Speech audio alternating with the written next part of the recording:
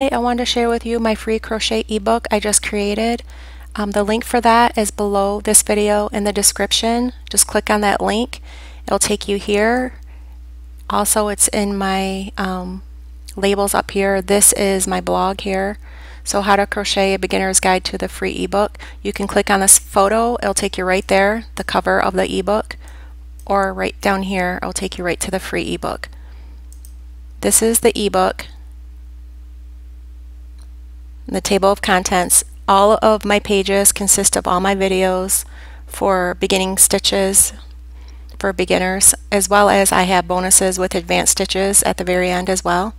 So the ebook consists of my introduction, how to crochet, how to read a crochet pattern, how to single crochet increase and decrease, double crochet increase and double crochet decrease, how to half double crochet increase and decrease, treble crochet increase, treble crochet decrease, how to color change and weave in your ends.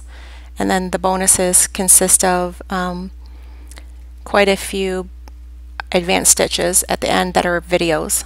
Okay, so this is my free ebook. Please take a look, especially if you're a beginner, and this will really help you with all the beginning stitches.